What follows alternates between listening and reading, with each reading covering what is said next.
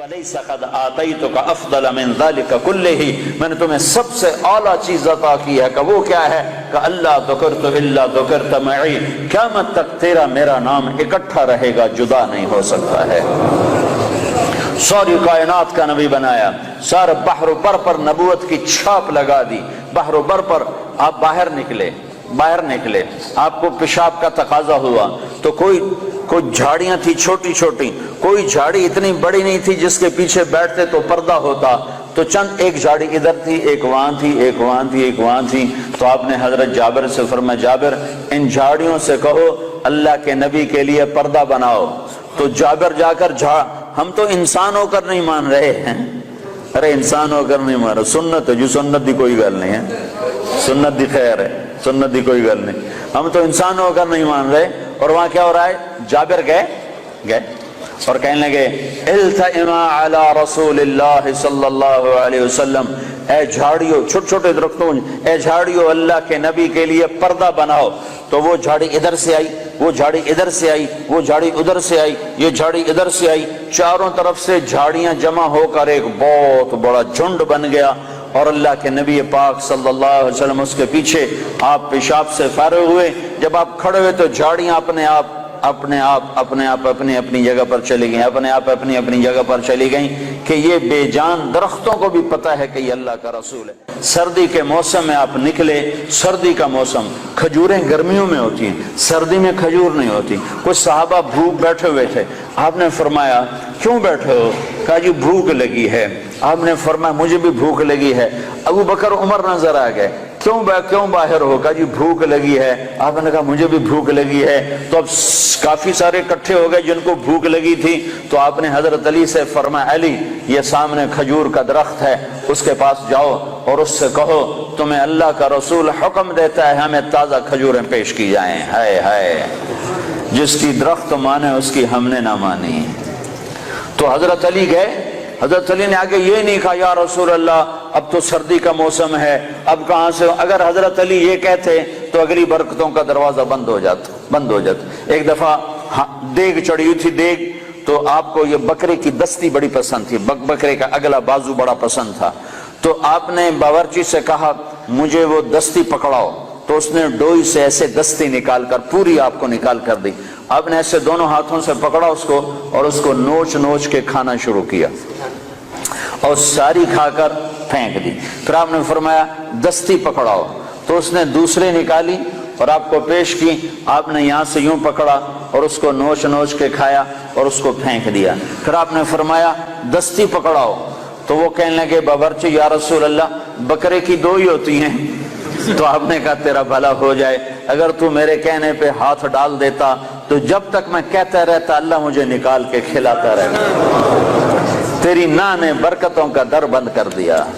تو حضرت علی اگر یوں کہتے یا رسول اللہ سردیوں کا زمانہ کھجوریں کہاں سے آئیں گی، تو برکتوں کا در بند ہو گیا تھا۔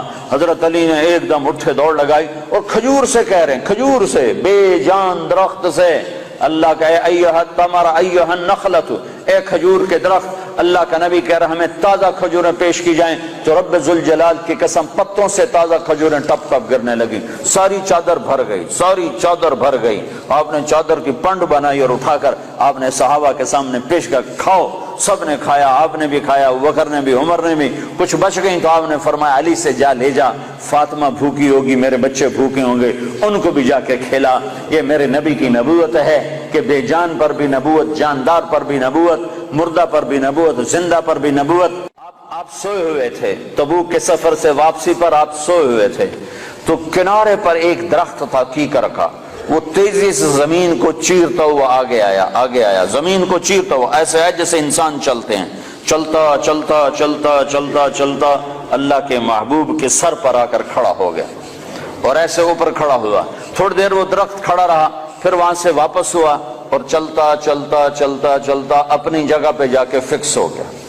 جب آپ کی آنکھ کھلی تو حضرت انس نے عرض کی یا رسول اللہ وہ جو درخت ہے وہ اس طرح آیا، آپ کے سر پر کھڑا ہوا اور پھر واپس چلا گیا، یہ کیا چکر ہے؟ تو آپ نے درخت کو یوں دیکھا تو آپ نے فرمایا یہ درخت مجھ سے دور تھا، یہ میرا دیدار کرنا چاہتا تھا، تو اس نے اللہ سے درخواست کی یا اللہ تیرے نبی کا دیدار کرنا چاہتا ہوں، تو اللہ نے اس کو اجازت دی، تو وہ وہاں سے چلا اور آیا اور میرا دیدار کر کے واپس گیا۔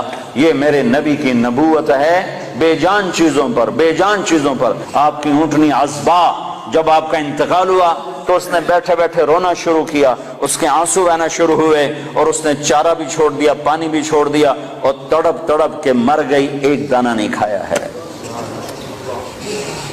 آپ نے 2 خچروں پہ سواری فرمائی، ایک کا نام ہے دلدل، ایک کا نام ہے فضہ۔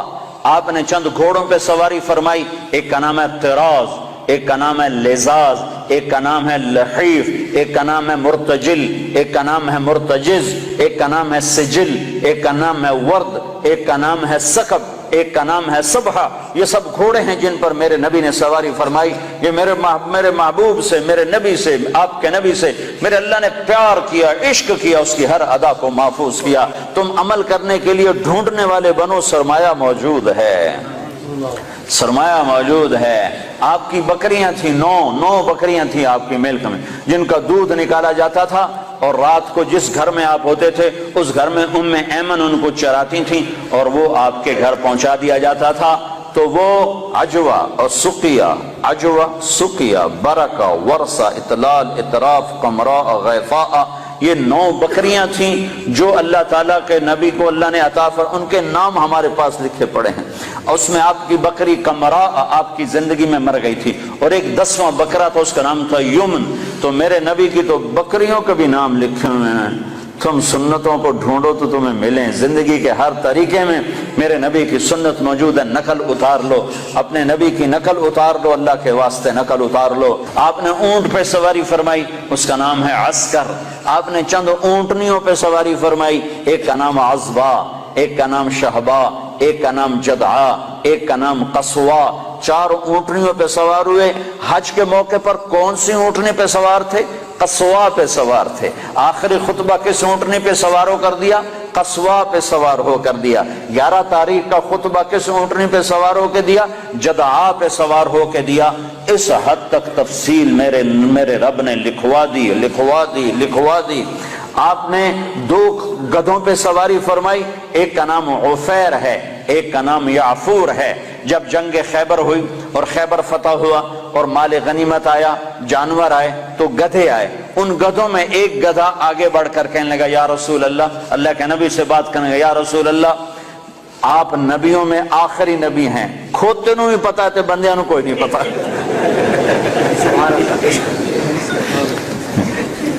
یا رسول اللہ، آپ نبیوں میں آخری نبی ہیں، آپ کے بعد کوئی نبی نہیں، اور میں اپنی نسل میں آخری ہوں، میرے باپ دادے پردادے پر نبیوں نے سواری کی، آپ مجھے اپنے غلامی میں لے لیں، اپنے حصے میں لے لیں۔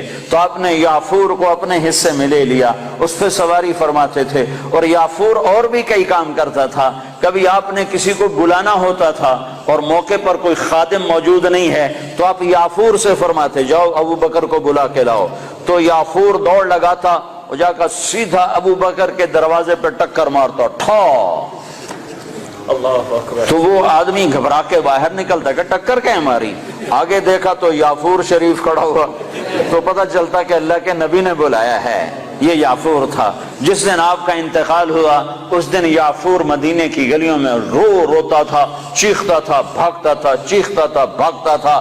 آخر اسے صبر نہیں آیا اور ایک کنویں میں چھلانگ لگا کے مر گیا کہ اب نبی کے بعد میرا جینا بھی حرام ہے۔ اپنی زندگی کو حضرت محمد صلی اللہ علیہ وسلم کے طریقوں میں ڈھالو۔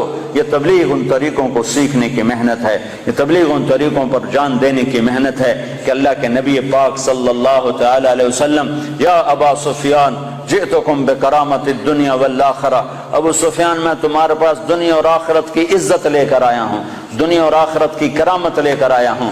اس کو بھائیو، آج تک جو اس میں کمی ہوئی، کوتاہی ہوئی، اس پر اللہ سے معافی مانگ لو، توبہ کر لو، اللہ کے دربار میں جھک جاؤ، اور آج کے بعد وہ کرو جو اللہ چاہتا ہے، جو اللہ کا نبی چاہتا ہے، جو اللہ کا رسول چاہتا ہے۔ اللہ کا نبی ہمارے لیے بہترین شفیع ہے۔ آپ کے بغیر جنت کا در نہیں کھل سکتا، جنت کا دروازہ نہیں کھل سکتا، حساب کتاب شروع نہیں ہو سکتا، آپ کے بغیر مقام محمود نہیں سج سکتا۔ کیا آپ کی شان دیکھنی ہو تو آپ نے کہا میدان محشر میں دیکھنا، لوگ پیچھے ہوں گے میں آگے ہوں گا، نبی پیچھے ہوں گے میں آگے ہوں گا، اللہ کا جھنڈا میرے ہاتھ میں ہوگا اور سارے نبی میرے جھنڈے کے نیچے نیچے چل رہے ہوں گے، سب کے آگے میری شان ہوگی کہ اللہ کا جھنڈا میرے ہاتھ میں ہوگا، لواء الحمد بیدی یوم القیامہ، اور سارے نبی آدم سے لے کر عیسیٰ علیہ السلام تک سارے نبی میرے جھنڈے کے نیچے ہوں گے اور پوری دنیا میرے پیچھے ہوگی، میں سب سے آگے ہوں گا، لوگ چپ ہوں گے میں بولنے والا، لوگ خاموش ہوں گے میں بولنے والا، لوگ نظریں جھکا رہے ہوں گے میں نظر اٹھانے والا، لوگ سہمے ہوں گے میں اللہ سے بات کرنے والا، لوگ نا امید ہوں گے میں امید دلانے والا، لوگ پریشان ہوں گے میں تسلی دینے والا، لوگ پھنسے ہوئے ہوں گے میں شفاعت کرنے والا۔